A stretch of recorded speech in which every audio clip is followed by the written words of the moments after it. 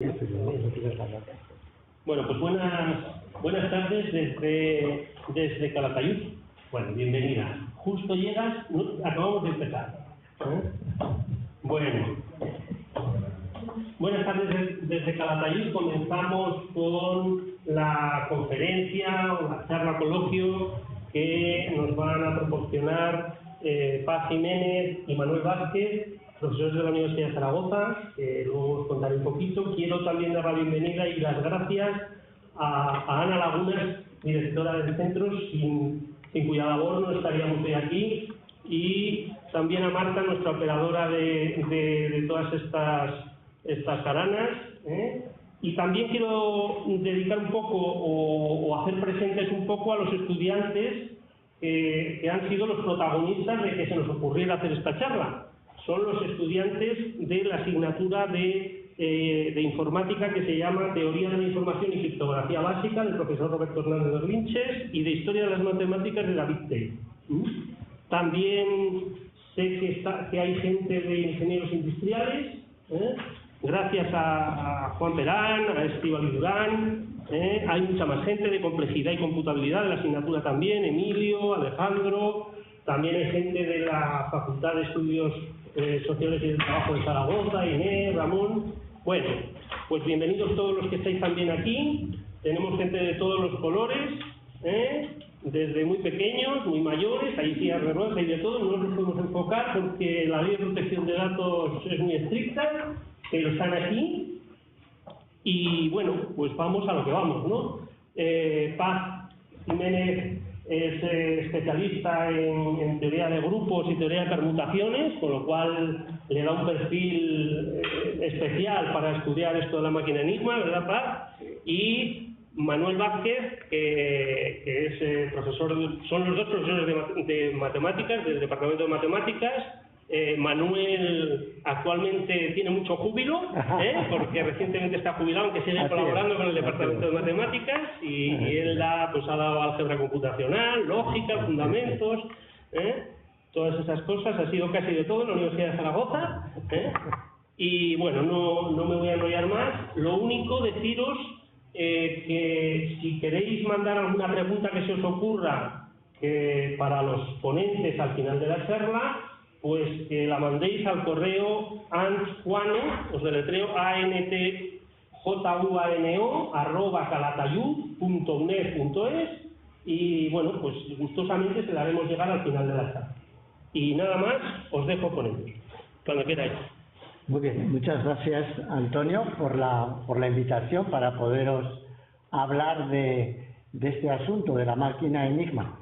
Se me ocurre, antes de penetrar en la máquina, indicar la razón de por qué nos interesamos tanto la profesora Paz Jiménez como yo en este tema. No es hace muchos años. Curiosamente, el interés nace a partir de Zaragoza, de la ciudad de Zaragoza, porque hace, pues no recuerdo bien, 5 o 6 años se nos encargó por parte del Instituto de Matemáticas y sus aplicaciones la organización o participar en la organización de un día dedicado a la criptografía. En aquellos momentos yo era profesor de una asignatura donde se impartía criptografía, esa fue la razón.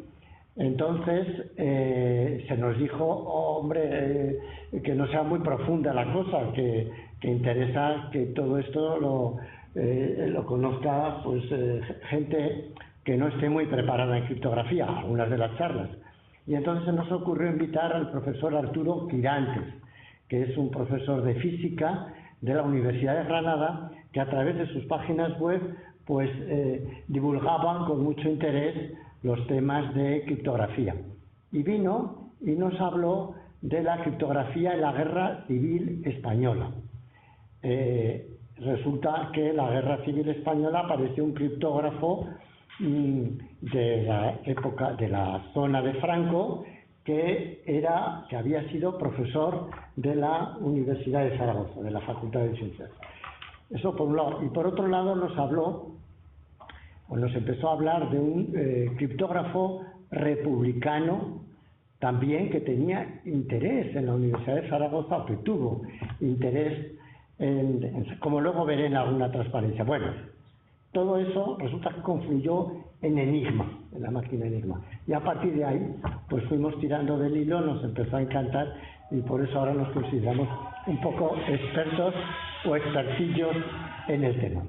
Comenzamos con la máquina Enigma desde el principio, cuando se creó esta máquina.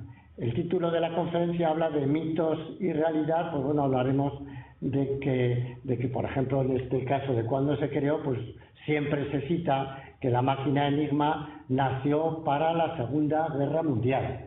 Pues no nació ni para la guerra ni para la Segunda Guerra Mundial, porque Enigma se patentó en 1918, o sea que justo hace ahora 100 años.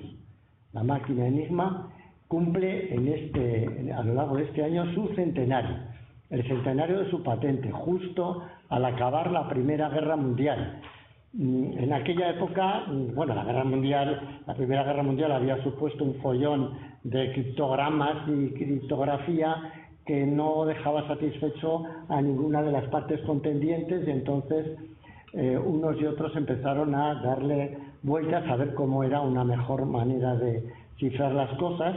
En aquella época las máquinas de calcular habían comenzado a fabricarse y estaban ya los fabricantes y los técnicos muy habituados a hacer rotores con muescas que giraban. Ese es el fundamento de esta máquina y por eso apareció más o menos en esa época. Es la primera máquina de cifrar con rotores. En la transparencia lo que vemos es un anuncio publicitario. Es decir, tampoco fue construida para suministrársela al ejército alemán, que por cierto en el año 18 prácticamente no existía. Fue ideada para venderla a las empresas comerciales, para que transmitieran sus mensajes con discreción a través de esta máquina, y por eso se presentaba en la prensa y se vendía en tiendas y especialmente en ferias especializadas. Este es el origen, pues, de Enigma. Ni para la guerra ni para el ejército alemán, ni para la Segunda Guerra Mundial. Hemos puesto que en el 2018 se continúan desvelando secretos de Enigma, porque todavía se siguen publicando artículos y trabajos de investigación sobre esta máquina. Por tanto, lo que tenemos es 100 años de historia. Esa máquina comercial vino a parar también a España. En la fotografía lo que tenemos es una máquina Enigma que se encuentra en el museo. Es una fotografía que hice este verano y aparece y es del Museo Militar de Valencia, aunque al preparar la transparencia me he dado cuenta que pone Museo de Cartagena, o sea que esta será propiedad del Museo de Cartagena, pero cuando yo visité este verano el de Valencia estaba allí.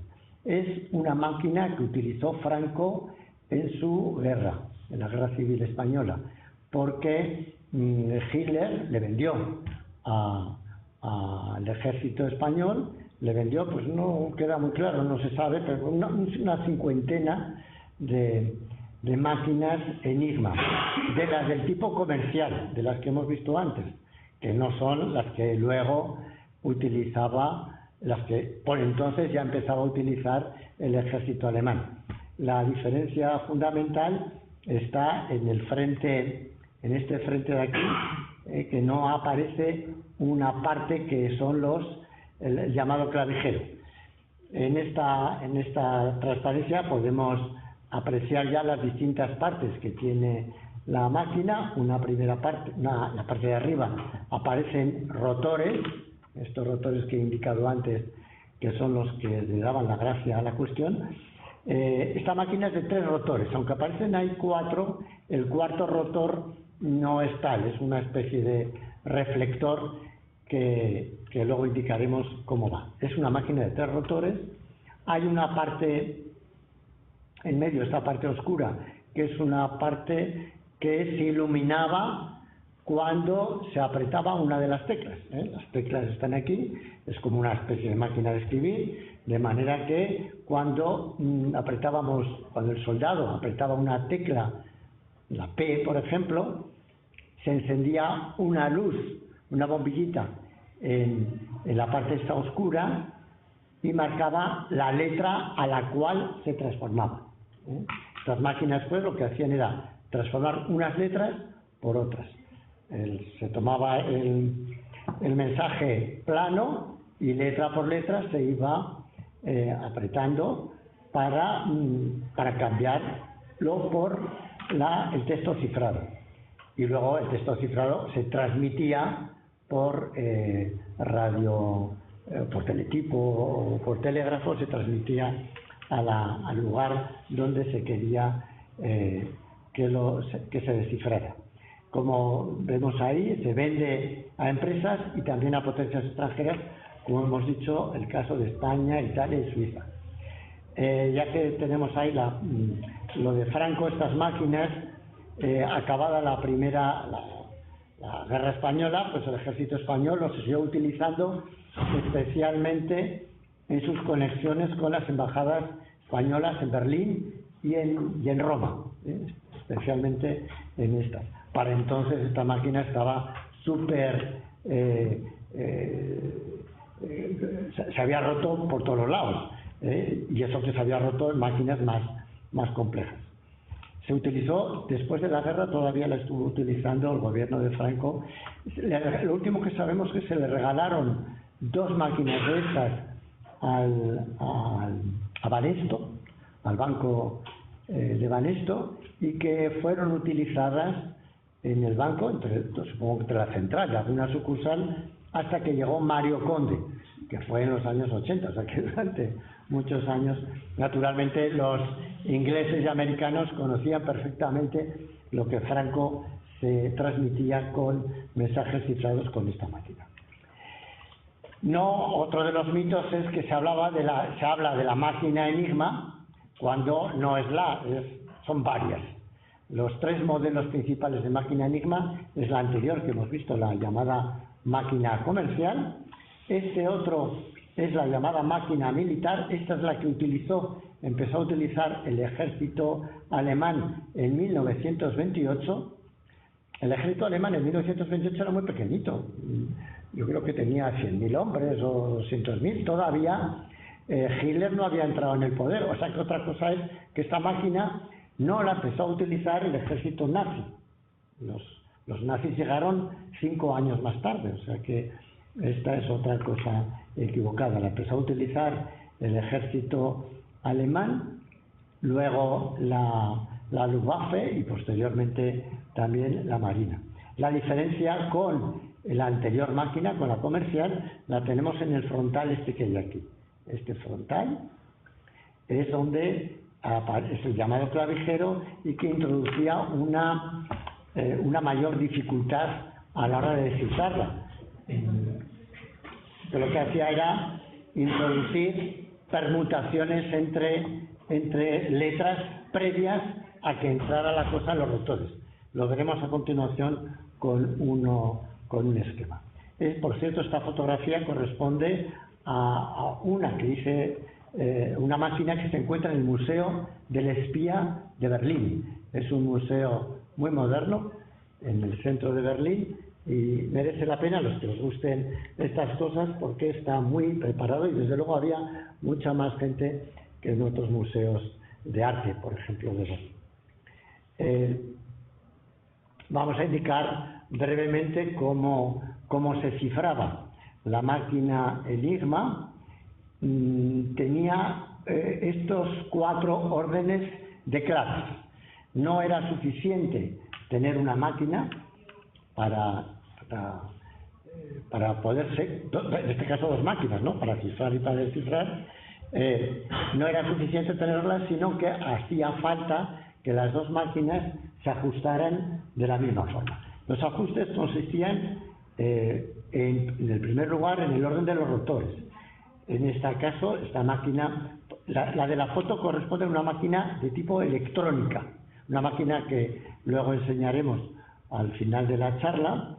Es una máquina electrónica que hace las mismas cosas que una máquina militar. Los rotores se podían extraer o elegir, depende de las épocas, pero bueno, al final eran entre 8 rotores posibles, había que elegir 3. Y esos 3 se podían colocar de distinto orden, o sea que influía el orden y la elección de los rotores. En este caso, la máquina está ajustada con los rotores números 6, 1 y 3. Corresponden a estas letras que aparecen aquí. Había luego un ajuste interno de los rotores. El ajuste interno consistía en que el rotor fuera, en la mano, se manipulaba para que apareciera por una ventanita, en este caso, la letra T en el de la izquierda, la E en el del centro y la R en el de la derecha. Y una vez colocados dentro, otra vez se volvían a modificar los ajustes externos, y en este caso todo esto era para darle mayor complejidad a las claves. En este caso las 3 letras elegidas son U, E, L. Bueno, como esto lo preparamos una vez para Teruel, esta transparencia, por eso se lee aquí Teruel. Y luego el clavijero, que es la parte esta delantera que hemos dicho, en este caso está aquí, que casi no se ve, lo que hacía era unir las letras U y N, luego la letra I, V, la letra E, R, etc. Eso le daba una complejidad adicional. Para cifrar, pues muy sencillo, si queremos cifrar el texto PP, pues lo que hacemos es apretar la letra P, yo ahí con el dedo estoy apretando la letra P. Y como se aprecia en la foto, no mucho, ¿verdad? La letra M aparece un poco iluminada. La letra P se cifraba en la letra M. Y así con todas las demás. Una advertencia: si os fijáis en las letras, la letra derecha del rotor no es la letra L como sugiere el ajuste externo, debía ser una L, y en cambio aparece una M. Lo que ha ocurrido es que al apretar la letra P, en este caso una tecla cualquiera, el rotor da un giro y pasa a la siguiente, de la L a la M. La gran dificultad de esta máquina era que cada vez que se apretaba una tecla se modificaba la estructura interna de la máquina, y entonces se cifraba de distinta manera. Lo tenemos, por ejemplo, aquí, ya aparecerán ahora las otras 3 letras. La E se ha cambiado a la S, la P se ha cambiado ahora a la L.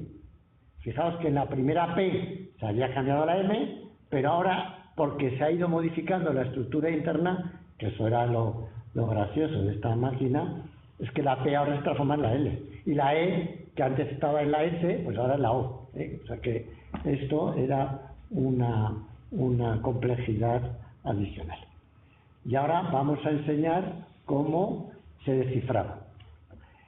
Cómo se descifraba, ya digo, el mensaje este que hemos dicho que era MSLO, se transmitiría por radio o por telégrafo al lugar de destino. Naturalmente el enemigo captaba todas las señales porque todo era en abierto de que todo se podía pillar en las ondas. De ahí la necesidad de cifrar las cosas de manera rápida. La foto que hay aquí que aparece es la de otra máquina Enigma. En este caso también sería electrónica, y esta es una fotocopia, un pantallazo de mi móvil, porque esta máquina Enigma la tengo yo en mi móvil. La he preparado igual que la otra, con los mismos rotores, y entonces a la hora de descifrar pues es tan sencillo como volver a apretar, en este caso la letra M. La letra M, he apretado la letra M, y lo que se me ha encendido es la letra P. la letra P. Ha sido a la inversa. Es decir, las mismas claves para cifrar son las que servían para descifrar. Es decir, el cifrado era completamente simétrico. Esto es lo que hacía, bueno, pues que era fácil de manejar. No había que tener unas claves distintas para cifrar que para descifrar. Esto mejoraba las aplicaciones, el funcionamiento. Pero claro, esto tenía una gran pega, que es en la que se basaron luego los polacos primero y luego los ingleses para poder romper esta máquina. No he dicho antes que estas máquinas de Enigma, su gracia era también el tamaño. El tamaño era poco más que una máquina de escribir y por tanto eran muy transportables. Eran máquinas para que el ejército de tierra las pudiera llevar en campaña fácilmente, o que cada tren, ¿verdad?, tuviera su máquina Enigma, o cada avión o cada submarino. Pero sobre todo esto le venía muy bien al ejército de tierra para que se pudiera desplazar con facilidad a otros lugares. Me parece que ahora vas a hablar. Sí, bueno, vamos a contar un poco cómo funciona internamente la máquina. Ya ha comentado Manolo de los rotores, son unas piezas que estaban fuera de la máquina y había que elegirlos. Entonces, un rotor pues una especie de rueda, como se puede ver en este dibujo, de manera que en un lateral aparecen 26 conexiones por donde entrará la corriente. Luego llevan unos cableados internos. Estos rotores, claro, las fábricas que fabricaban las máquinas, pues a cada empresa le vendían unos rotores distintos y al ejército, por supuesto, le vendieron otros rotores. Entonces, aunque la máquina se vendía públicamente y era conocida, como ha comentado también Manolo, pues los cables que llevaban los rotores que manejaba el ejército, pues eso no se conocía. Entonces, fuera de la máquina todavía, había que ajustar este anillo con las letras del alfabeto para que la letra que indicaba el ajuste externo coincidiera con una determinada marca. Y entonces se cerraba y se ponía el rotor, quedaba compacto. Fijaros en esta foto también que además los rotores llevaban una pequeña muesca que luego explicaré para qué es. Entonces se colocaban los rotores dentro de la máquina. Aquí hemos hecho un esquema de lo que es la máquina. Aquí iría un rotor, el rotor de la derecha, otro rotor, y luego venía una pieza que era el reflector. Una vez dentro de la máquina es cuando había que girar para que por la ventanilla que hemos comentado asomara exactamente la letra que indicaba el ajuste externo, de tal manera que los cables pues hacían distintos recorridos según las 26 posiciones que al final podía tener el rotor dentro de la máquina. En cada instante el rotor estaba en una determinada posición. Bien, hemos aquí hecho un esquema. Fijaros, este sería el teclado. ¿Qué ocurre cuando se pulsa una letra, como por ejemplo la letra B? Pues al pulsar una letra se cierra un circuito, la corriente pasa desde la tecla al clavijero, de manera que si en el clavijero a la letra B le ha tocado un cable de los de conexiones, porque solamente había 6 cables u 8 cables, no todas las letras del clavijero llegaban a tener conexión, pues si a la letra B está emparejada con la letra Q mediante un cable que une a las dos, pues la corriente pasaría de la letra B a la letra Q y la corriente se iría desde el clavijero al rotor de la derecha. Mirad, aquí entra por uno de los contactos y tiene que atravesar los cables internos del rotor para salir por otra determinada letra y pasar al rotor del centro. del rotor del centro pasa al rotor de la izquierda y del rotor de la izquierda va a una pieza que se llama reflector, que es una pieza que normalmente estaba fija en la máquina. En algunas máquinas había 2 reflectores y se podía cambiar, pero normalmente era una pieza que estaba fija en la máquina. Entonces, en este reflector también están las 26 conexiones de las 26 letras, y lo que ocurre es que están emparejadas con cables 2 a 2. Es decir, que cuando la corriente entra por una letra, si entra por la letra A, por ejemplo, y sale del reflector por la B, cuando entre por la letra B saldrá por la letra A. Están emparejadas de 2 en 2.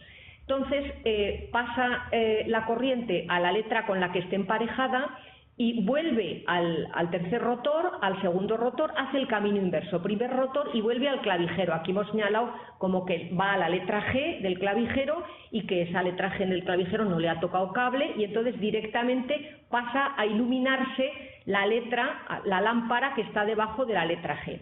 La gracia, fijaros, es que si hubiésemos apretado la letra G, como el camino que hubiera hecho la corriente es exactamente el inverso, hubiera venido a la letra G del clavijero, al rotor de la derecha, al del centro, al de la izquierda y al reflector. Y como en el reflector están emparejadas, el camino que hubiera seguido hubiera sido justo el inverso, de manera que se iluminaría exactamente la letra B. Es decir, que como el camino que se hace lo hace del derecho y del revés, y al estar emparejadas en el reflector es lo que hace que en la misma posición exacta, al apretar una letra, si se ilumina una, cuando apretas la otra se ilumina, sirve el mismo procedimiento para cifrar que para descifrar.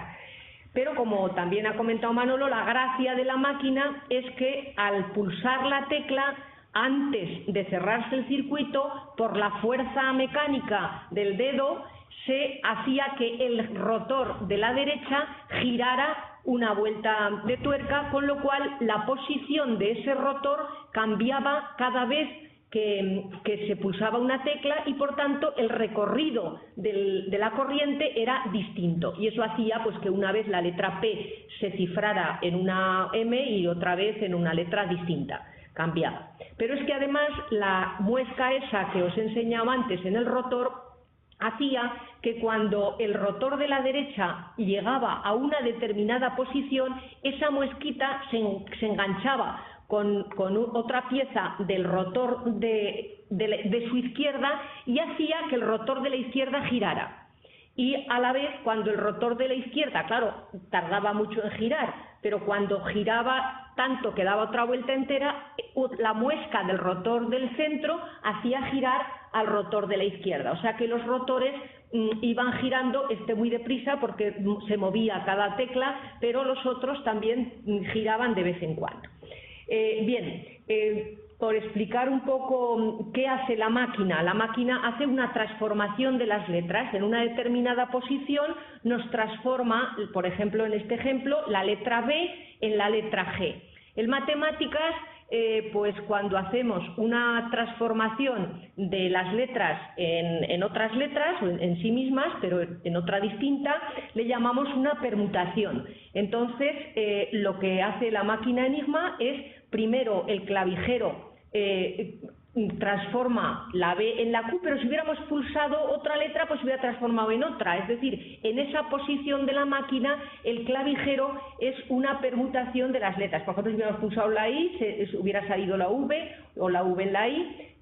Los rotores, en una posición determinada, cada rotor, cuando transforma la entrada en una salida distinta, es decir, me transforma las letras del alfabeto, la A me la puede transformar en la M, o la B en otra, es una transformación de las letras del alfabeto, otra permutación. Y el reflector, pues también es una transformación de las letras. Entonces, ¿qué hace la máquina Enigma? Pues primero aplica la permutación tau, la del clavijero, después la permutación nu, la del rotor de la izquierda, la mu del rotor del centro, la lambda del rotor de la izquierda, rho del reflector, y luego son exactamente las aplicaciones inversas, porque si antes la A pasaba a la B, ahora la B pasa a la A. Exactamente el camino inverso son las permutaciones inversas. Voy a hablar un pelín de lo que son las permutaciones, que es la clave para poder entender y resolver enigma. Aquí he puesto un ejemplo, una permutación de estas 5, en vez de poner las 26 he puesto solo 5 letras, pues una permutación, por ejemplo, es transformar la A en la C, la B en la E, la C en la D, la D en la A y la E en la B. Esto que está escrito aquí, arriba las iniciales y debajo en qué se transforman, se puede escribir en forma de ciclos, que decimos los de matemáticas, que esto de longitud más o menos larga, esto es lo mismo que esto, es decir, la letra A se transforma en la C en la D, y la D, el del último antes de cerrar el ciclo, en la A, y la B se transforma en la E y la E en la B. Entonces, cada permutación que nos podamos inventar, pues como ciclos, se puede poner, pues en este caso, un 3 ciclo por un 2 ciclo, pero hay otras permutaciones que nos podemos inventar que se pueden poner, quizá, si estamos con las 26 letras, pues un 7 ciclo por un 5 ciclo por un 4 ciclo. Cada permutación tiene, lo que decimos en matemáticas, su estructura de ciclos. Bien, pues el teorema que ganó la Segunda Guerra Mundial y que todo estudiante de matemáticas conoce es que cuando tenemos 3 permutaciones de forma que la permutación alfa es exactamente la galma por la beta y por la inversa de la galma, entonces las permutaciones alfa y beta tienen exactamente la misma estructura de ciclos. Entonces, si recordáis, como nuestra máquina Enigma lo que hace es una serie de permutaciones, luego viene Rho, que es la permutación del reflector, y luego viene todas las mismas, las inversas, pues estamos en la situación de que siempre la máquina Enigma lo que hacía era una transformación del mismo tipo que la del reflector, y la del reflector era todo ciclos de 2 en 2, porque la A pasaba, si la A pasaba a la D pasaba a la A, si la B pasaba a la C pasaba a la B, porque he dicho que los cables lo que hacían era emparejar las letras. Luego, si la letra A pasa a la D pasa a la A, y son todos ciclos de longitud 2. Entonces, esto fue una de las claves para que esta idea de la máquina que les parecía tan genial, de que con la misma clave se cifrara y se descifrara, al final fue nefasto, porque se consiguió estudiar muy bien qué cosas podía hacer la máquina y qué cosas no, porque la estructura de ciclos de las permutaciones de la máquina se conocían perfectamente. ¿Cuentas algo de este ejemplo de Rayevsky? Bueno, hasta ahora hemos contado la máquina por dentro y por fuera, y conociendo naturalmente las claves para cifrar y descifrar, para enviar mensajes.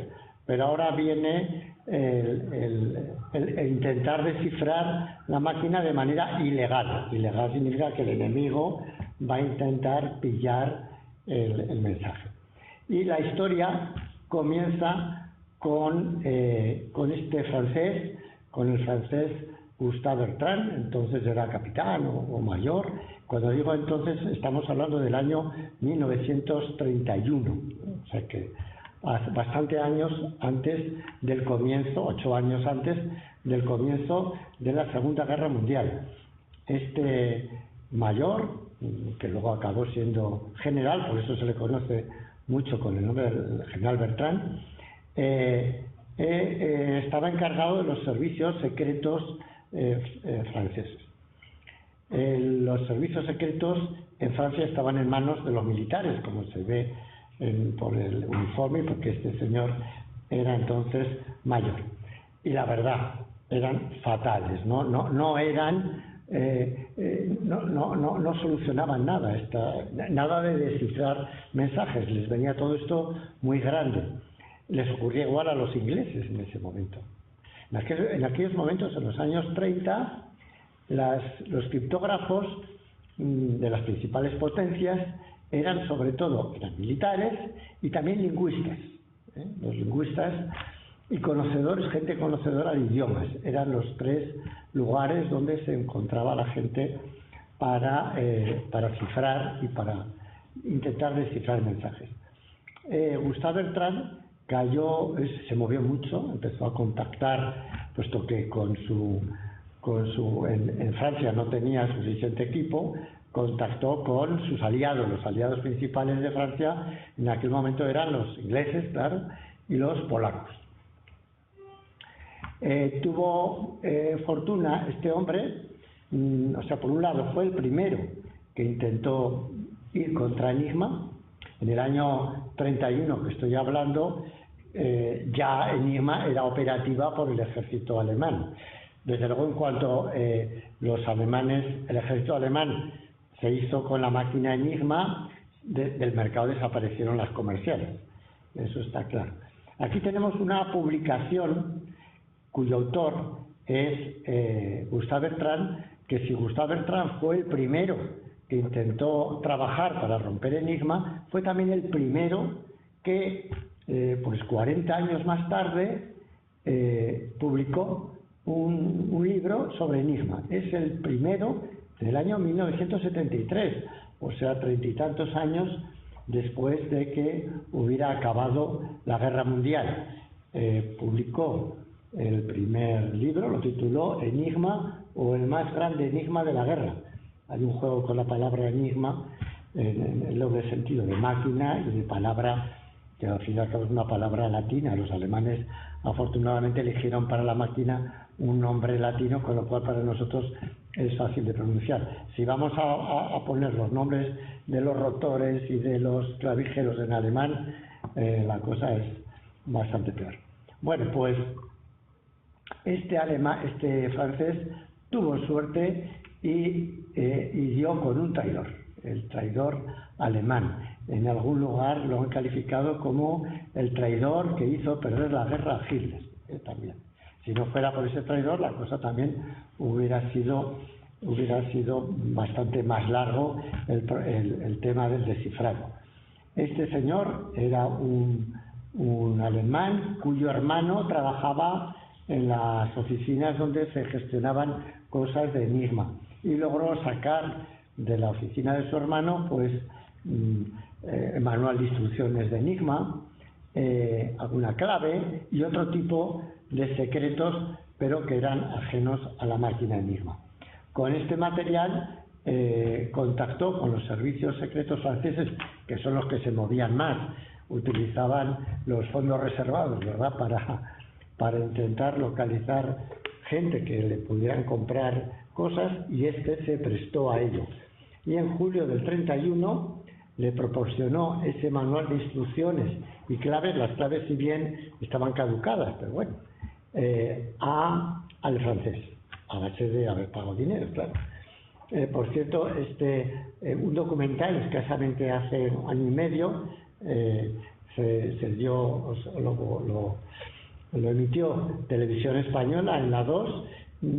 Yo lo vi una vez en YouTube, yo creo que se puede localizar, y estaba todo dirigido al traidor alemán, que el nombre es Till Smith, pero los franceses le conocían como H. Gracias a esto, Gustave Bertrand, que hizo, como no tenía servicios secretos capaces de hacer algo con ese material, se fue a Londres, a los servicios secretos ingleses. Y los ingleses no le quisieron comprar, porque a su vez Gustave Bertrand tenía que recuperar dinero. Y no se lo quisieron comprar porque les dijeron que no hacían nada con ese material. El libro de instrucciones no lo necesitaban porque los ingleses ya tenían una máquina Enigma comercial. Y entonces habían un poco los entresijos. Lo que no conocían era el cableado de esos rotores. Y eso es lo que le dijeron a Bertrand: no hacemos nada, ni con el manual de instrucciones ni con las claves, si no conocemos cómo son los cableados internos de los rotores. Así que no se lo vendió, y entonces se dirigió a Polonia, a Varsovia. Y allí los servicios secretos polacos sí que le compraron ese material. Los servicios secretos polacos, estamos hablando del año 31, había conseguido ese material, en el año 32 es cuando lo lleva a Varsovia. Los servicios secretos polacos, ya sea pues porque estaban en una zona con dos potentes enemigos, ¿no? Los alemanes por la izquierda, los rusos por la derecha, estaban francamente mal y habían creado un fuerte equipo de criptógrafos. Y lo que hicieron los polacos es dirigirse a la Universidad de Poznań. Es una universidad polaca, pero que la ciudad había estado en territorio alemán hasta 1918, con lo cual la gente de esa zona y en concreto de esa universidad sabían alemán. Era lógico que había que buscar a gente que supiera bien alemán si querían descifrar mensajes alemanes. Y contactaron con matemáticos. Es la primera vez en la historia que los servicios secretos de un país contratan a matemáticos para resolver sistemas de criptografía. Realizar un curso de criptografía y entonces... Sí, bueno, lo que hicieron exactamente es en el curso 29, algún oficial del servicio de criptografía ya habían tenido contactos, ya le habían preguntado a algún profesor algunas dudas que tenían, porque el sistema criptográfico que se utilizaba entonces por el ejército alemán, que era el procedimiento de la doble transposición, pues era ya bastante complicado y tenía muchas cosas también de permutaciones por allí y les parecía muy difícil. Pero en el año 29 decidieron organizar un curso para estudiantes de matemáticas. Seleccionaron 20 estudiantes a los que la oficina de cifra polaca, los expertos, les daban clase por las tardes de temas de criptografía. Y empezaron bastante pronto a trabajar horas sueltas por las tardes estos estudiantes recién titulados en matemáticas para los servicios de inteligencia polacos. Es la primera vez, como ha dicho Manolo, que se contrata, bueno, la primera vez fue cuando los contrataron a tiempo completo. Exactamente contrataron en el año 32 a 3 matemáticos que fueron Rejewski, Zygalski y Rosicky, que los contrataron a tiempo completo y se los llevaron a trabajar a Varsovia para dedicarse completamente a temas de criptografía. Y fue al poco tiempo de estar trabajando cuando los mensajes que captaban del ejército alemán pues eran muy raros, no tenían nada que ver ya con la doble transposición y eran de la máquina Enigma. Dedicaron a Rejewski a estudiar aquello, y Rejewski pues estaba allí trabajando, dio muchos pasos.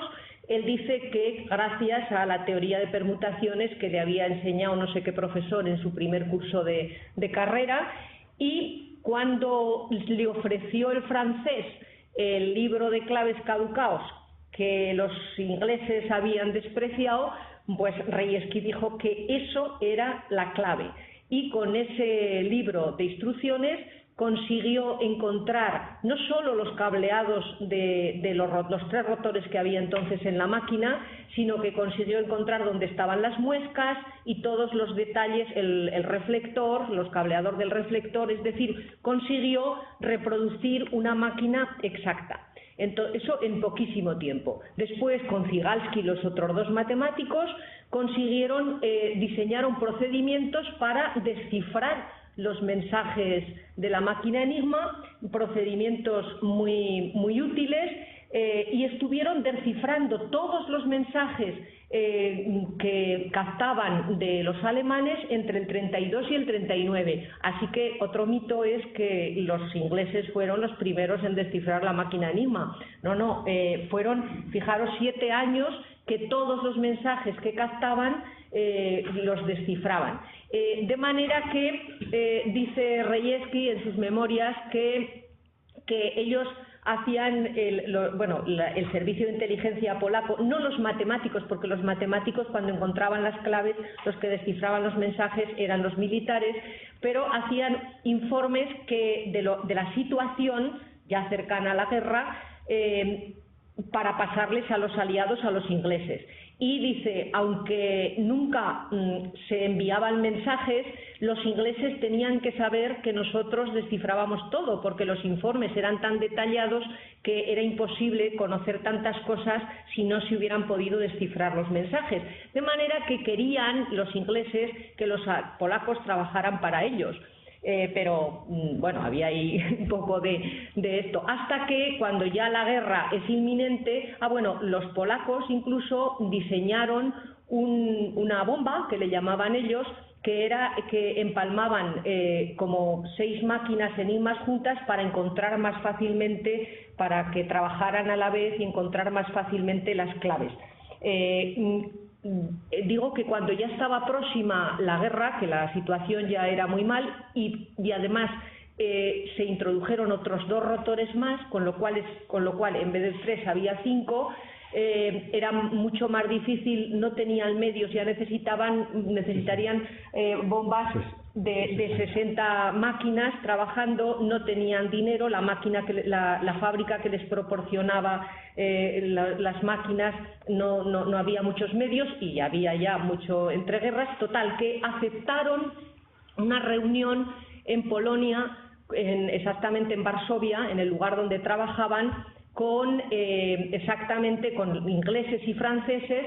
Exactamente en esa reunión asistieron Beltrán, el francés, y asistió Dillinox, que era el mejor criptógrafo inglés, un lingüista que a mí me parece excepcional, porque parece mentira que sin ser matemático hubiera tenido tantos logros. Entonces, el propio Rejewski dice que en aquella reunión el que le entendía bien era Dillinox, el lingüista inglés, y entonces en esa reunión los polacos transmitieron a los aliados todo lo que ellos sabían, les enseñaron las bombas, les dieron una máquina de las que tenían ellos réplicas a cada uno y les hicieron, dice que se comprometió allí Dillinox, el inglés. Esto era en julio del 39, exactamente, esta reunión en Varsovia, y allí se comprometió Dillinox a esa tarea que estaban haciendo los polacos, montarla en Inglaterra para descifrar con la ayuda de las cosas que les habían dicho los polacos, claro.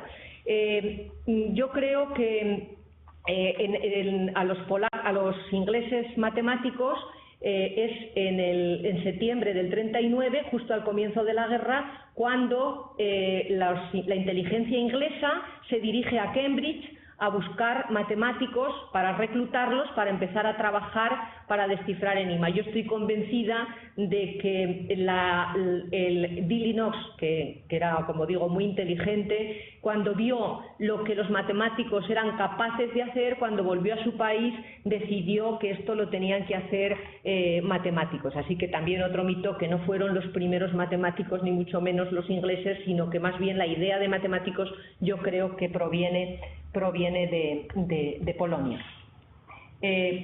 Entonces, bueno, pues construyeron réplicas, crearon la bomba y hasta que ya los polacos en ese momento tuvieron que huir de Polonia, porque Polonia fue invadida.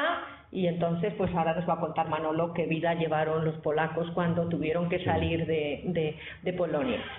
Efectivamente, los polacos, la oficina de cifra polaca, unas 17 personas, entre militares y criptógrafos, militares y matemáticos exactamente los tres, estos tres, que son nombres un poco Rejewski, eso es.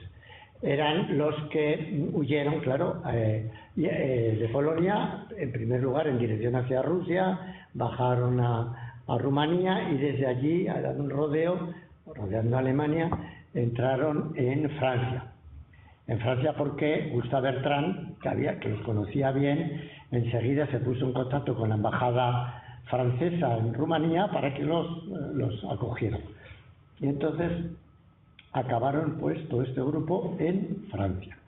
los alojó en un castillo cerca de París y allí estuvieron este grupo, continuaron descifrando mensajes.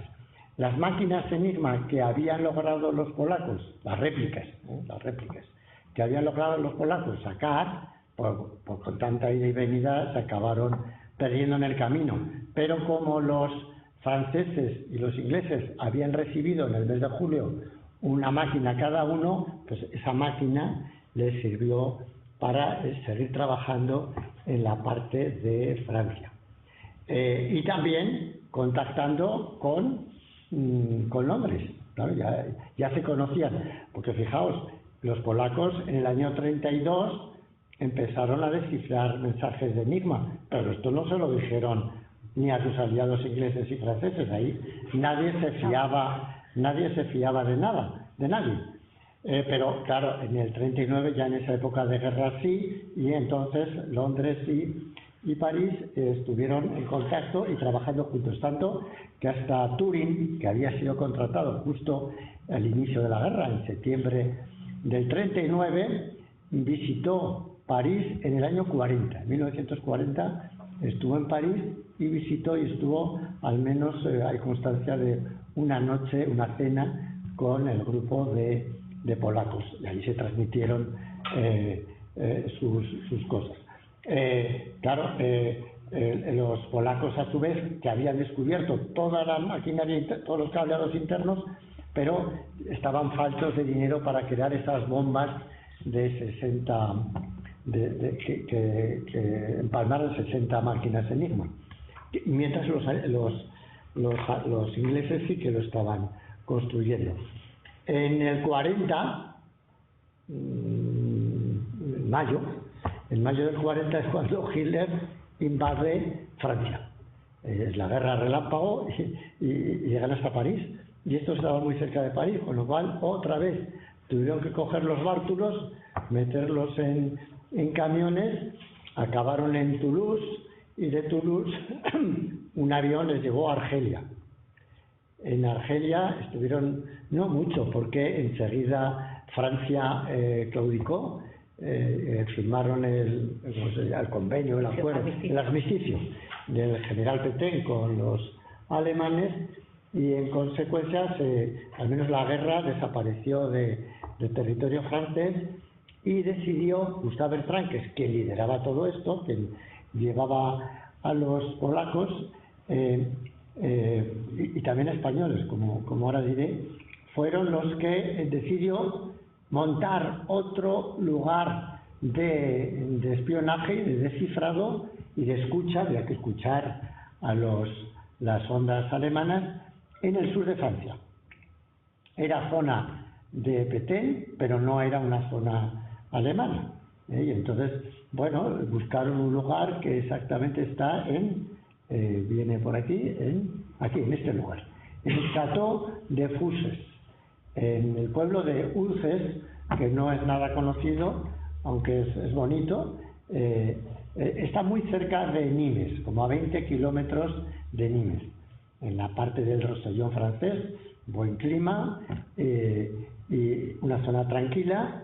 Y entonces allí, en este castillo, en este lugar donde estoy yo en esta foto, es donde montaron un servicio de espionaje de 7 españoles y unos 10 polacos. Y los franceses que había allí eran Gustave Bertrand, su mujer, el chofer, y nadie más. Los franceses solo actuaban en plan de logística. Todos estos estaban pagados por Petén, pero sin que Petén lo supiera.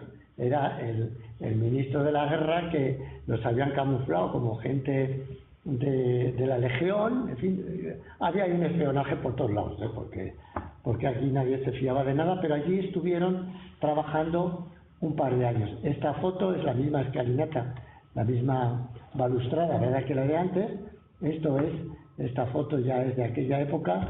El personaje central es el francés Gustave Bertrand, al lado está su mujer. Este es un general que debió estar de visita en ese momento, y la mayor parte de los que hay aquí son polacos. hay algún español también, pero que no tenemos localizados. Rejewski es el que está en el extremo de la derecha, es el que se localiza por la foto que hemos visto antes.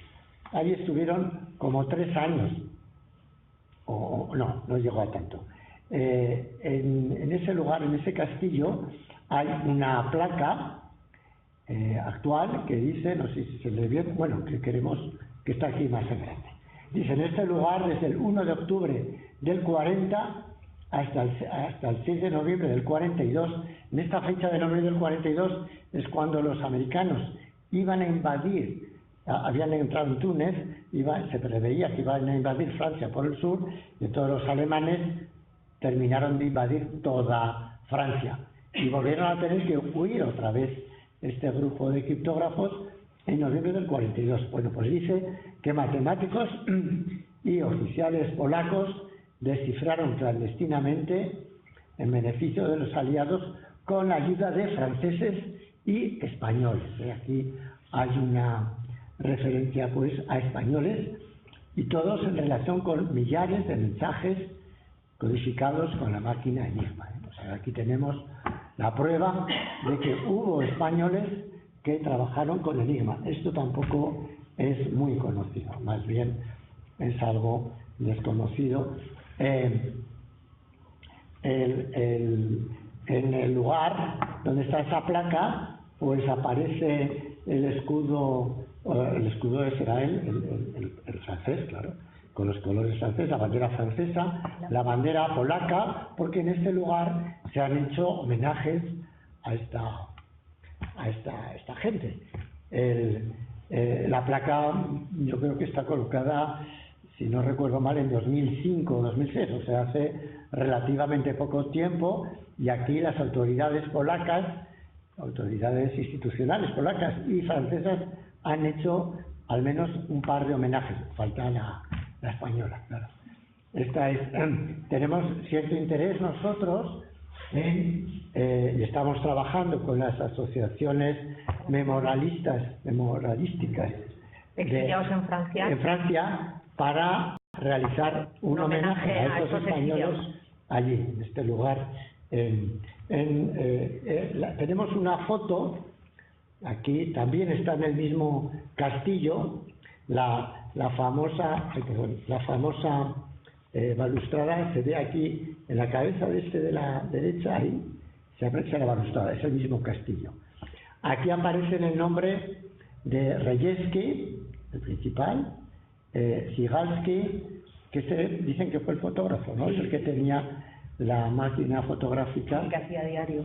El que hacía también un diario, y Rossicki, que es otro polaco, estos 3 matemáticos. Aquí hay otro otro polaco, un tal Paluz, y los demás son desconocidos, excepto uno que pone aquí, que se llama Antonio Faustino Camazón. O sea, se localizó a uno de los españoles que trabajó con los polacos. Los que pone interrogante son también españoles. Se sabe ahora que son españoles, pero no se saben los nombres de estos. Eran en total 7, se sabe que eran 7, solo se conoce el nombre de Camazón, de los otros 6 se desconoce el nombre, y fotos hay aquí de 4 de ellos. Esto llegó a manos antes del verano, ¿no? En la primavera, en abril o mayo, llegó a manos esta pequeña historia que estamos contando, o sea que los españoles también fueron a parar a Francia, a París, cerca de París, porque claro, pensar que estos eran republicanos españoles que exactamente hace 80 años, ahora en febrero del año que viene, la retirada, es cuando el ejército de Franco pues penetra en Cataluña y todos disparados a huir por Francia. Francia cerró las fronteras, pero claro, ante semejante avalancha no tuvo más remedio que abrirlas, creo que primero para las mujeres y niños, y el 5 de febrero para los demás, porque el ejército de Franco venía detrás cortando cabezas, de manera que en cosa de una semana por lo visto 500.000 republicanos españoles pasaron a ser. Dicho sea de paso, estas asociaciones francesas y con las españolas quieren hacer un homenaje en el 80 aniversario en torno a ese 5 de febrero. Entre ellos pasó este Camazón. Ahora sabemos que Camazón, con su secretario, alguno de estos pudo ser su secretario, alguno de estos del interrogante, pasó a Francia. Lo que pasa es que este Camazón tenía sus contactos con franceses, con criptógrafos franceses, en particular con Gustave Bertrand, de manera que este hombre logra sacar a Camazón y a su secretario de las playas francesas donde allí acumularon los franceses a los republicanos españoles y lo llevaron a ese castillo. Estamos hablando de febrero del 39. Todavía no había empezado la guerra y los polacos seguían en Polonia. Y entonces a ese lugar cerca de París es donde aparecieron estos españoles. Y luego llevaron las aventuras de estos españoles, continuó con los polacos, ¿no? Al castillo este de aquí, etcétera. Este polaco, este Camazón, solo un apunte, este es el que da origen a que nosotros estemos interesados en este tema, porque Camazón, después de acabada la guerra mundial, trabajó para los servicios secretos franceses, fue contratado por los servicios secretos franceses, bueno, o sin secretos, el Ministerio de Asuntos Exteriores, y cuando se jubiló en el año 68 decidió pasar a España, porque, pidió permiso, en fin, vieron que no había los archivos españoles, no había ninguna cosa contra Camazón, y como su mujer era de Jaca, bueno, exactamente de Sabiñánigo, pero los familiares de su mujer eran en Jaca, fue a parar a Jaca. Y este señor Camazón murió en Jaca. Es la relación, era de Valladolid, pero la relación de Camazón con Aragón le viene de este lado. Cuando murió Camazón, en el año 81 o 82, desafortunadamente la familia quemó se deshizo de toda su documentación por aquello de que este era republicano y más decía, en aquella época, y la familia por lo visto no quería, en fin, que esto se supiera muy bien, y entonces no tenemos testimonio de aquello, excepto la biblioteca de Camazón, que constaba de 800 libros, sí que no se destruyó y fue a parar a la Universidad de Zaragoza. Esa es la razón o la relación de Zaragoza con este asunto. Por esta vía, por este hilo, es como nosotros, ¿verdad?, nos hemos interesado, estamos contando mucha historia o historieta, ¿no?, en relación con Enigma, pero lo que nosotros nos especializamos son en las matemáticas que Rejewski y los polacos utilizaron para encontrar Enigma. Y tenemos que ir un poco rápido, ¿verdad? Sí, bueno, pues vamos a hablar de los ingleses un poco, de Turing. Bueno, de los ingleses se sabe mucho más porque hay bastantes películas, sobre todo la película de Imitation Game, que es la que tuvo el Oscar, y que si queréis hacer alguna pregunta, pues os podemos decir cosas que son verdad, cosas que son mentira de la película, se conoce bastante. Y el protagonista es Alan Turing, de la película, y del que más se habla de los que estuvieron trabajando con la máquina Enigma. Turing, que nació en Londres en el año 12 y que tuvo una vida un poco ajetreada, ya comentaremos alguna cosa, pero otro de los mitos es que ahora con la película pues parece que lo que ha hecho Turing, lo mejor de Turing ha sido descifrar la máquina Enigma, y yo creo que no, que lo que ha hecho Turing, que es sin duda alguna uno de los personajes más importantes del siglo XX como científico, pero lo más importante no es lo de la máquina Enigma. Él fue matemático, se graduó muy brillantemente a los 22 años en Cambridge y lo que estudió nada más graduarse fue lógica matemática. Escribió sobre lógica, ahora comentaré un poco, un artículo con solo 24 años demostrando que una conjetura de Hilbert era falsa, que era de los problemas que en ese momento estaban más en moda en todo el mundo y que eran más importantes de resolver. Esto le dio tanta fama que consiguió que lo aceptaran en Estados Unidos para hacer la tesis doctoral, y allí trabajó con los mejores matemáticos de lógica matemática, pero regresó a Inglaterra en el año 38 a ser profesor en la Universidad de Cambridge, y solo tuvo un año de seguir haciendo matemáticas porque lo reclutaron en septiembre del 39 para trabajar con otros matemáticos descifrando Enigma. ¿Qué problema era ese tan interesante? Bueno, es una caricatura de Turing. El problema que había planteado Hilbert era que si todo problema matemático bien planteado puede haber un procedimiento claro que nos diga si el problema tiene solución o no. Entonces, esta cuestión, lo que hizo Turing es trocear el razonamiento matemático, el razonamiento humano, hasta la más mínima pieza, de manera que diseñó un procedimiento automático de razonar a partir solo de ceros y unos, y con ese procedimiento que él llamó máquina Turing, aunque no era una máquina, sino que era un procedimiento para razonar de manera muy troceada, pues consiguió plantear un problema que no se podía saber si era cierto o falso. Entonces demostró que el problema de la indecidibilidad que había planteado Hilbert, que no todo problema es decidible si es cierto o falso o tiene solución.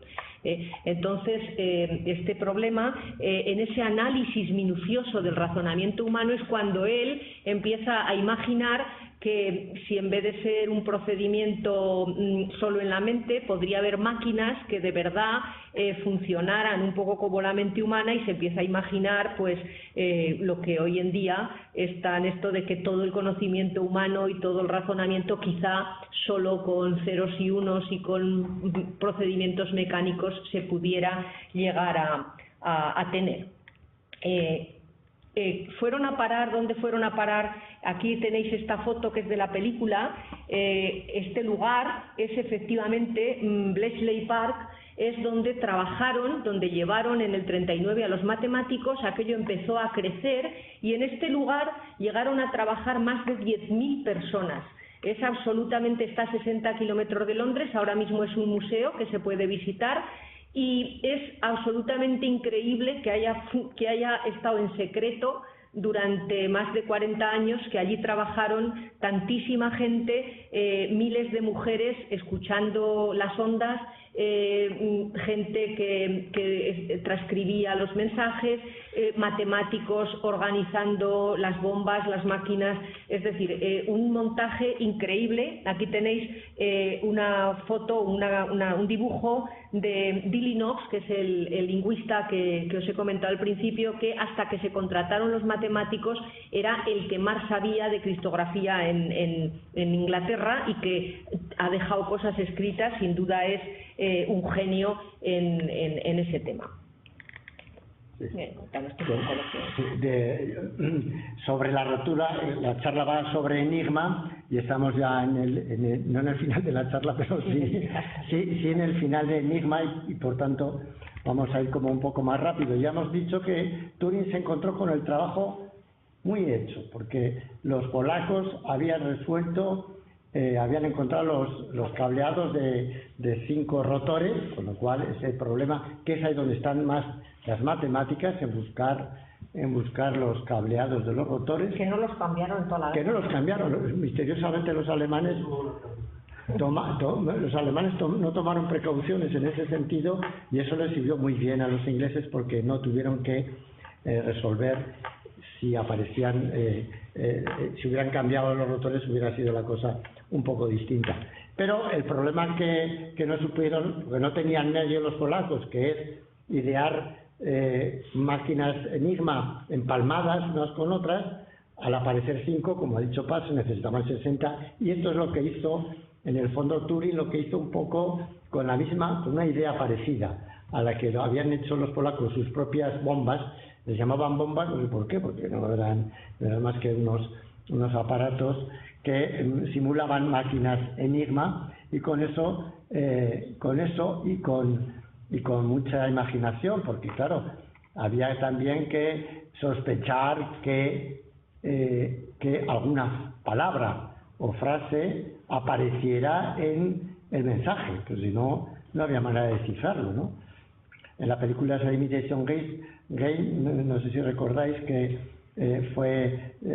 apareció la expresión Heil Hitler, como una expresión que aparecía en los mensajes, y en fin, y con ese... Una debilidad de la máquina también era que una letra nunca se cifraba en la misma letra, es decir, una A nunca se cifraba en la misma letra A, con lo cual si sospechaban de una frase que apareciera, si colocáis debajo de un mensaje letras aleatorias una frase, es muy difícil que no haya ninguna letra que coincida debajo de una igual.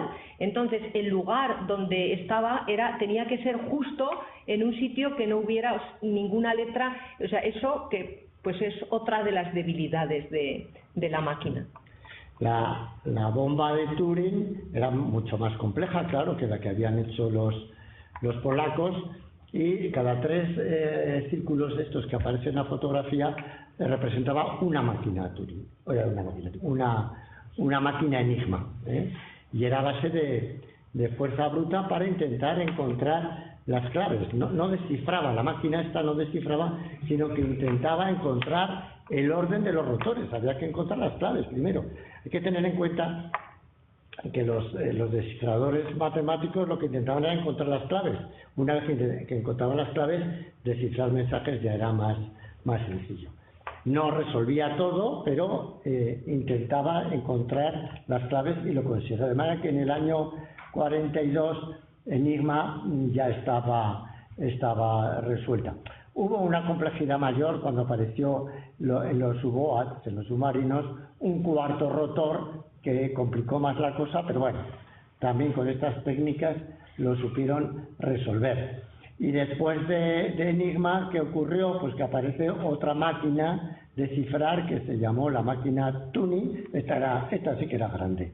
Se tenía que transportar en un camión y la utilizaban solo Giles y sus generales, y esto sí que fue un verdadero reto para Turing, y la gracia de esta máquina es que dio lugar al primer ordenador electrónico, Colossus. Colossus, que fue fabricado por un tal Flowers. Es el primero, no la hizo Turing. Se dice que Turing fue el primer... En Bletchley Park también. En Bletchley Park, que fue el primer constructor de un ordenador, pues no. La bomba no era ordenador. Este del Colossus era también muy grande. Estaba pensado solo para resolver a Turing, o sea que tampoco era un ordenador de propósito general, diríamos hoy, solo para los ordenadores, las máquinas estas de Turing, pero también tenía otro defecto, y es que la programación era a base de clavijas que se enchufan, apareció lo de los clavijeros, que se enchufan en un sitio, y interruptores y cosas, y esto Turing no le parecía bien. Él estaba pensando siempre en su máquina Turing, esta virtual, esta de las cintas de ceros y unos, que allí las instrucciones eran muy sencillas, pero el conjunto de instrucciones estaban dentro de la propia máquina. Eso es lo que buscaba él, un ordenador con programa almacenado. La verdad es que esto lo consiguió en Manchester, que es donde al final murió. La guerra ya en 1948, o sea, hace ahora 70 años que se construyó el primer ordenador electrónico tal y como lo concebimos hoy, es decir, con el programa almacenado, y que se trataba de programar sobre el papel como se programa actualmente, o sea que llevamos 70 años de historia de la programación, y esto sí que fue cosa de Turing. De alguna forma, Enigma trajo a la bomba y se comenzó a manejar las electroválvulas y todo este tinglado, y dio lugar, del fondo de Enigma, dio también lugar a todo a la era informática tal y como la conocemos hoy. Ya estamos llegando al final. Sí, bueno, como hay muchos mitos sobre la vida de Turing, efectivamente Turing era homosexual y además no lo ocultó. O sea, cuando se le condena por homosexualidad y el gobierno inglés, él lo confiesa. El primer amor de Turing, que fue un compañero de un internado, Christopher, que murió muy joven, eso le dejó marcado toda la vida. Y después el segundo, bueno, cuando lo condenan, esto sí que es cierto, es una realidad, le dan a elegir entre la cárcel o la castración química, y él estaba entonces en pleno desarrollo de su primer ordenador, la época que ha dicho Manolo, y entonces él desde luego quiere seguir trabajando, opta por la castración y continúa trabajando no solo en la universidad y con el desarrollo de los ordenadores, que era lo que él quería, sino que también sigue trabajando para la inteligencia inglesa, es decir, y la americana, es decir, que sigue conociendo cantidad de secretos. De tal manera que su fallecimiento, que fue por cianuro en una manzana, eso sí que está claro, pero que se dice que fue suicidio, pero hay bastantes dudas sobre si fue suicidio. Yo, con lo que he leído de los distintos que han escrito memorias, lo que más me convence es la idea de asesinato por ser homosexual también, porque en ese momento la policía inglesa y los jefes de la inteligencia, estamos en la Guerra Fría, y había algunos mandos que desconfiaban totalmente de mujeres y de homosexuales.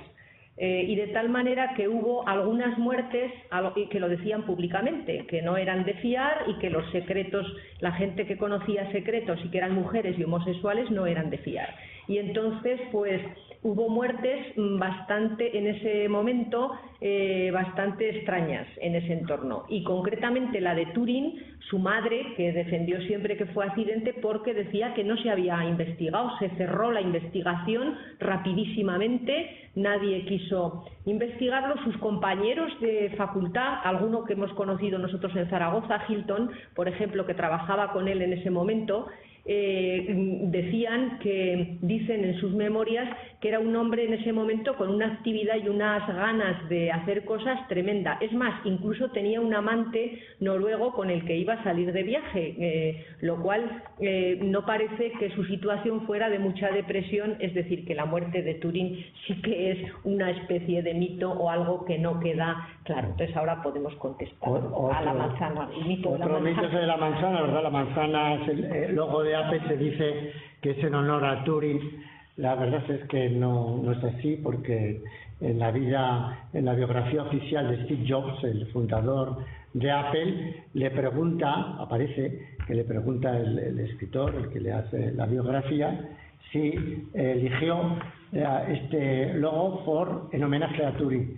Y dijo que no, dice, elegí una manzana, claro, como silueta, como logo de Apple, es natural, pero como parecía que se confundía con una cereza, no quedaba claro, le dieron un mordisco para que fuera más manzana. Dice Steve Jobs, probablemente cuando funda Apple no conocía a Turing ni sabía de la importancia que este hombre había tenido en la informática. Con esto ya se sabe que Turing recibió después muchos honores, el premio Turing, que es el que el análogo al premio Nobel en informática, es en su honor. Y lo más importante es que realmente hasta el año 1996, no se empezaron a desclasificar documentos de Enigma y de la Segunda Guerra Mundial. Y todavía quedan muchos documentos por encontrar. De manera que por eso se seguirá hablando muchos años más, bueno, porque irán apareciendo. Los franceses han desclasificado muy pocos documentos de su guerra. Se tienen que desclasificar esos mensajes descifrados que dieron lugar a conocimiento de por qué iba a ocurrir tal bombardeo en tal sitio o tal otro. Todavía eso queda por descubrir. Y yo creo que con esto nos parece suficiente.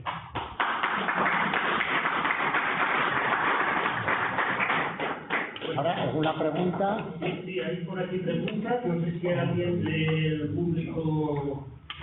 que voy a poner aquí para que se me vea un poquito mejor. A ver, bueno, ha sido muy apasionante vuestra conferencia. Os quiero dar la enhorabuena porque realmente ha sido como una película. Yo creo que no es como ninguno, ¿no?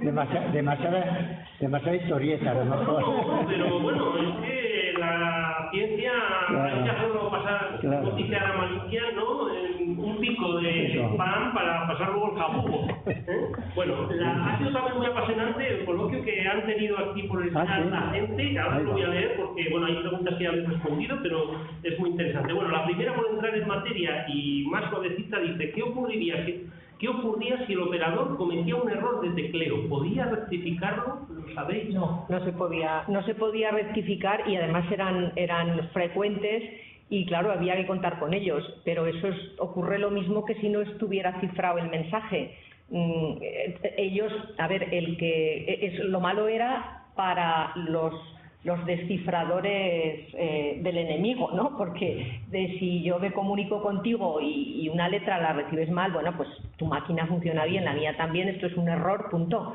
El tema es que los errores, claro, complicaban la vida de los matemáticos que estaban descifrando, eso sí, no se podía echar para atrás. De hecho, alguna vez que echaron para atrás, es decir, que el que lo recibía, digo, que no entiendo nada, que te has debido equivocar, volvían a repetirlo y aquello era mortal, o aquello los sabían los aliados que eran el mismo mensaje cifrado dos veces, una con errores, es verdad, pero aquello les daba muchas pistas. Esta pregunta la ha hecho Javier desde Burgos. Fernando Prieto dice, ¿los alemanes no cambiaban nunca el cableado interno de los rotores o es que les resultaba fácil averiguarlo cuando lo cambiaban como hicieron inicialmente? No lo cambiaban, aunque efectivamente, claro, ya iban teniendo procedimientos. El procedimiento inicial no lo podrían repetir porque los mensajes se transmitían de otra manera. Y aprovecho para una de las pistas, una de las debilidades que le permitió a Rejewski encontrar los cableados fue una cosa que también sale en la película, que dicen que, y era que para enviar un mensaje, para evitar que la misma clave se usara en todos los mensajes, se inventaron los alemanes que era mejor cambiar la clave en cada mensaje. Entonces, que cada soldado se inventara una clave que le transmitiera al otro y entonces continuaran el mensaje con la clave inventada y que esa clave cambiaba con cada mensaje. Pero claro, lo de inventarse una clave, ya sabemos todo lo que pasa. Pues las claves y encima, para que no hubiera errores con la clave, porque ahí sí no podía haber errores, lo que se hacía era repetir la clave dos veces. El cifrado de la clave dos veces. Es decir que entonces Rejewski enseguida se dio cuenta de que las seis primeras letras tenían que corresponder a las mismas tres cifradas dos veces. Entonces eso fue mortal. Eso unido a que sospechó que si cambiaba estaría AAA alguna vez, o ZZZ, o que si un soldado una vez ponía, por ejemplo, si era yo, ponía paz, pues a lo mejor otra vez volvía a usar paz porque era mi nombre, que es una cosa que también sale en la película un poquillo, o el novio se llama de no sé qué manera, lo repito eso muchas veces como clave. Entonces esa fue otra debilidad que le permitió encontrar los cableados. No los cambiaron, los cableados. Sí, Javier de nuevo dice, cambiar el cableado de los rotores debía suponer un problema logístico importante porque habría que reemplazar todos los rotores de todas las máquinas distribuidas por el continente. Y dice, correcto, el problema logístico es importante, pero el mismo que distribuirlas inicialmente, en caso de no hacerlo, denotaría una gran prepotencia.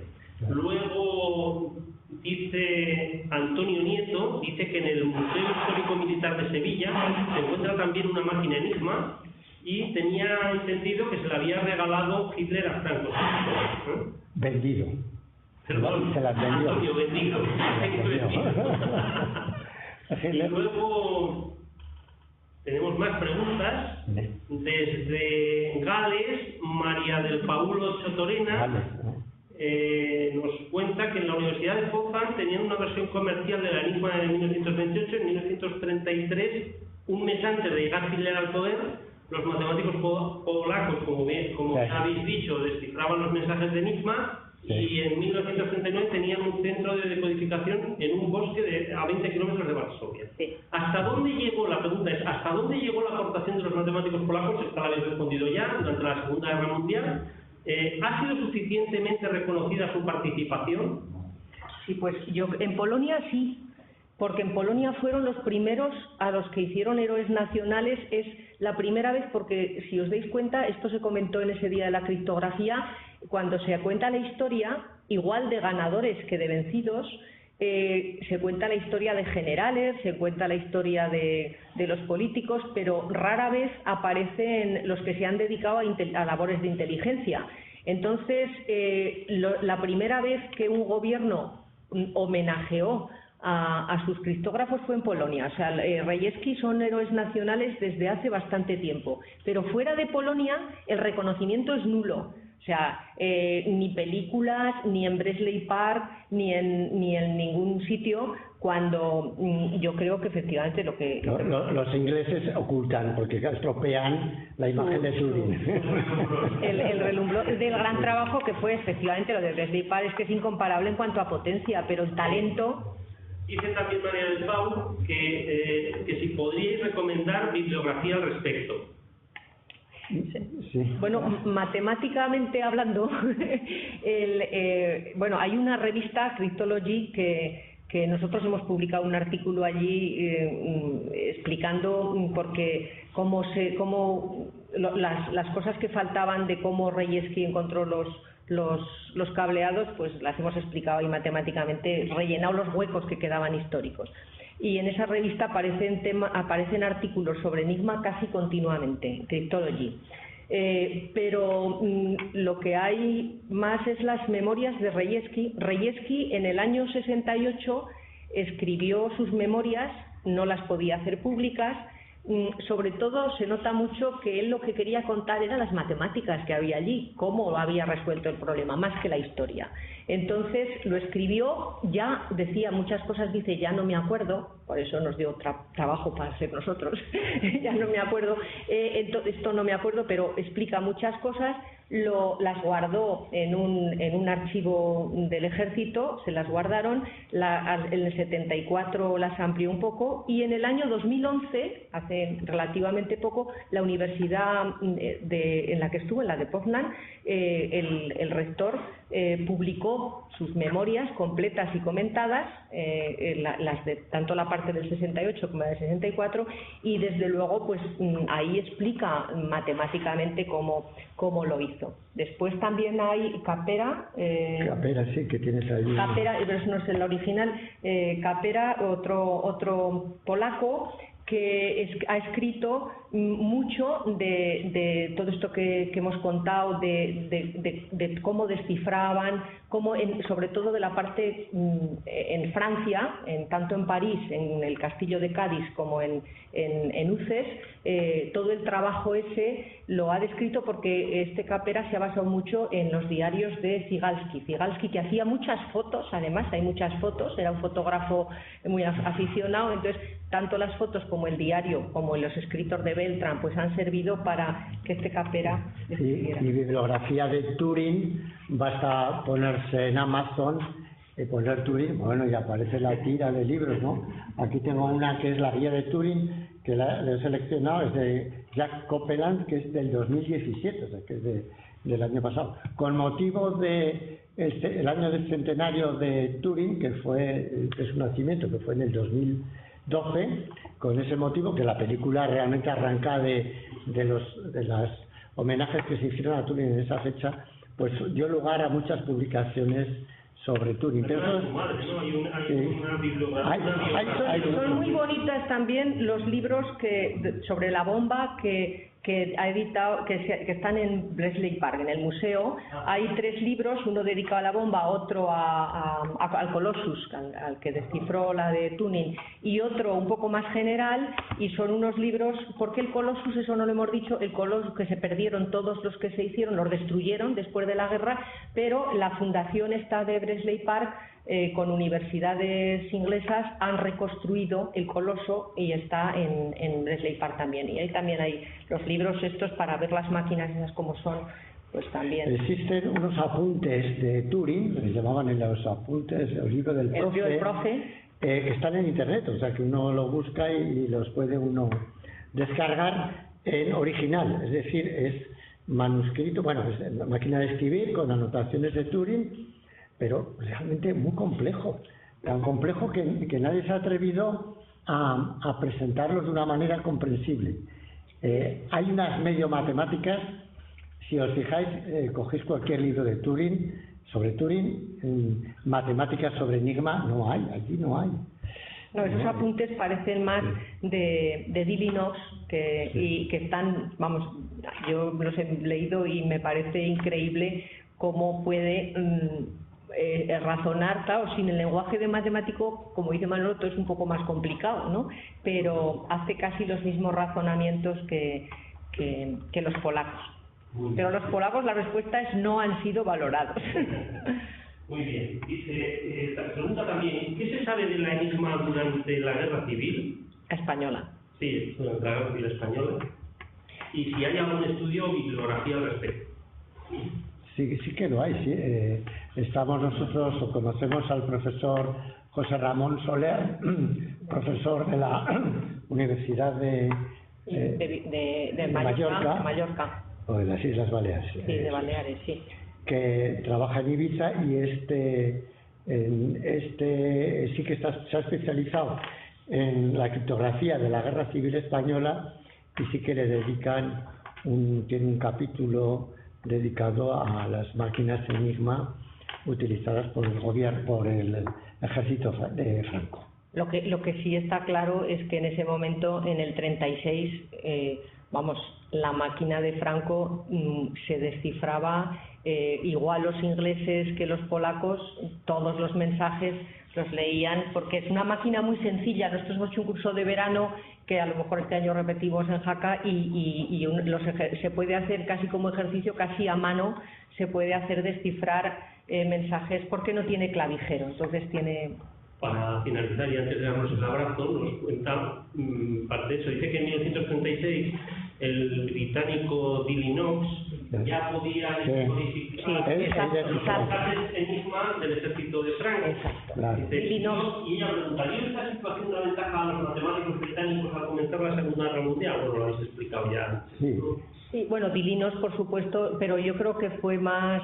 lo que él sabía y lo que les contó de que le contaron los polacos, claro, y las propias reuniones que, como ha dicho Manolo, tuvieron en París Turing con Rejewski para contarse lo que sabían unos a otros. Bueno, pues por internet no hay más. Hay una más. Ahora leemos, pero aquí no quiero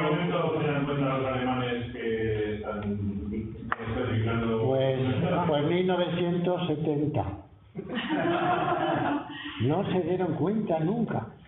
No se dieron cuenta nunca. Ese fue el gran error de los alemanes, el pensar que su máquina tenía tantas posibilidades de claves, porque no hemos hecho los cálculos, pero entre los rotores y las letritas y sobre todo el clavijero, aquello se disparaba. Y por tanto estaban muy tranquilos de que aquello era invencible y nunca supieron.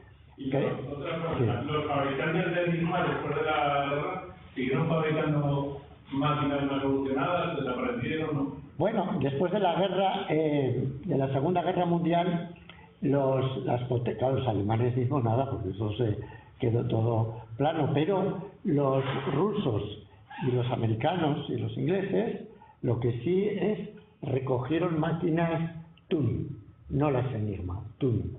Y las máquinas Turing sí que las reutilizaron, cambiando cosas. Por ejemplo, Colossus, que hemos hablado antes de que fue el ordenador para romper Turing, quedaron hasta 10 Colossus, 10 ordenadores de esos que ocupaban cada uno de ellos una habitación. Churchill mandó destruir todo y solo dejó 2 Colossus para descifrar a los rusos. Las Tunings que sabía que habían cogido. Sí. Tenemos 2 preguntas más por el chat. Una de Fernando Prieto, que pregunta que le ha parecido entender que el Colossus y el primer ordenador posterior estaba programado internamente como si fuera una máquina de Turing. ¿Es eso así? El segundo sí, Colossus no, pero el segundo, la idea básica es la de Turing, sí. Bueno, es que es muy interesante también el ver que los que le dirigieron la tesis a Turing fueron Alonso Church y von Neumann, que fue el que claro, que los americanos también, la arquitectura de ordenadores, ellos los americanos se atribuyen con su ENIAC cada uno la medalla, ¿no? Pero siempre relacionado, nosotros reivindicamos como algebristas que es siempre relacionado con la lógica matemática. Otra cosa porque también lo pensaban como cosa lúdica, ¿no? Lo del ajedrez, que la primera máquina para jugar al ajedrez fue ¿en qué año? En Estados Unidos, ¿verdad? Sí. Bueno, pues cuando fue un programa de televisión increíble, porque se iba a enfrentar el campeón del mundo de ajedrez contra la máquina y tal, que enseguida hubo una máquina que le ganó al campeón. Bueno, pues este que nombra como en Bletchley Park, cuántas veces con Turing planificaban esto, ¿no? Como jugaban mucho al ajedrez, pues como que tenían que hacer una máquina para jugar al ajedrez, que jugara al ajedrez igual que si fuera un hombre. Una pregunta para Paz. Javier de Burgos te pregunta, dice, ¿conoce un trabajo de fin de grado de matemáticas elaborado hace 2 cursos por una alumna de la Universidad de Zaragoza, precisamente reproduciendo la forma de descubrir las transformadas alfa, gamma, de las que nos ha hablado al mencionar el teorema que ganó la guerra? Pues supongo que será uno que dirigí yo. Porque hace 2 años dirigí uno. Le dábamos a la alumna los datos que tenía Reyesky y tenía ella que encontrar. También le dábamos las claves como si fuera todo real, ¿no? Y tenía que encontrar los cableadores de los rotores. Y los estudiantes... Bueno, ¿alguna pregunta más por la sala? ¿Os lo habéis pasado bien? Sí, pues yo creo que merecen otro aplauso. Gracias a vosotros. Muchas gracias a vosotros y al público también. Pues, la participación aún tenemos que enseñar la máquina. Una cosa importante. Tenemos que enseñar una máquina. Puedes tenerlo aquí dentro, así se nos olvida. Tenemos una reproducción. A ver, pasa un poquito más atrás, si te parece, y así.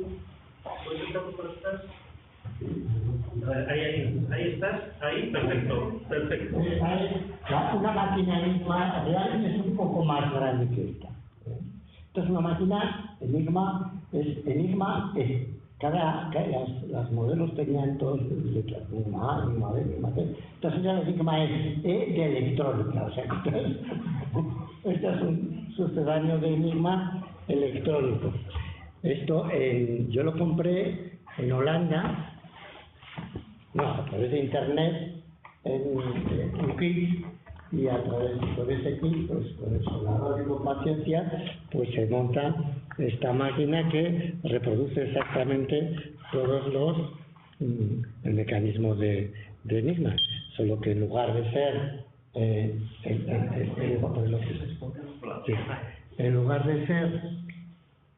electromecánica, pues es electromecánico. Por ejemplo, ahora está representando, está en las mismas claves, que en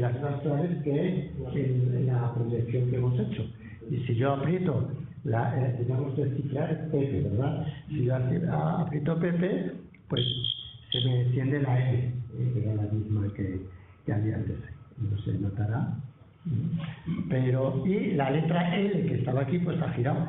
Si ahora vuelvo a apretar la letra P otra vez, pues me ha salido la letra P y el último rotor ha girado. Es una máquina que reproduce y se comprueba con cualquier otra máquina y reproducciones que existen en el mercado y en internet. Esta funciona exactamente igual. Aquí se aprecia el clavijero. El clavijero que depende, al principio los alemanes, las claves juntaban 6 parejas de letras. Pero esto fueron, claro, 6 parejas de letras, eran 12 letras que se movían y quedaban otras 14 sin moverse. Eso también les daba juego. Les daba juego a eliminar alguna que no se moviera, pero los alemanes pasaron luego a 8 parejas y llegaron hasta 10 parejas. Todo eso sí que las cosas se complicaron. Es decir, los alemanes no modificaron la máquina. O sea, lo que hicieron fue modificar las cosas de estas veces. Más clavijeros, más rotores para intercambiarlos y distintos sistemas de cifrado. Esto que ha dicho antes Paz, de que se cifraban primero las 3 letras que utilizaba que se inventaba el soldado para cifrar un mensaje, para cada mensaje, y esas las tenía que cifrar 2 veces, ¿no? Y que eso fue mortal, pero eso también lo cambiaron. Es decir, fueron cambiando algunas cosas externas, pero confiaron tanto en su máquina que no se hubieran cambiado los rotores, o si hubieran eliminado eso de ir y volver. Eso de ir y volver fue eliminado, porque apareció, entra en juego el teorema que hemos puesto, el teorema que ganó la Segunda Guerra Mundial, y eso fue definitivo. Muy bien. Sí. Ahora ¿Consideran entonces la información que el traidor, ese alemán, reveló a los polacos vital para ser descifrado, o sin ella habían conseguido de esas pistas? Con una persona, un equipo como el polaco no hubiera podido. A lo mejor en Bletchley Park, porque en Bletchley Park sí tenían mucho equipo.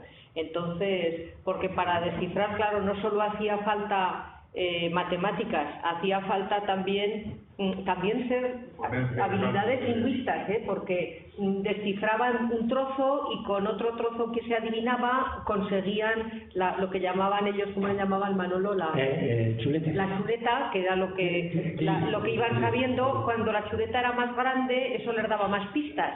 Entonces iban avanzando, pero para eso necesitaban también mucha gente que hiciera muchas probatinas, muchas máquinas. Entonces, con un equipo tan pequeño como el de los polacos, que solo tenían la parte matemática, imposible si no hubieran tenido ese cuaderno de claves.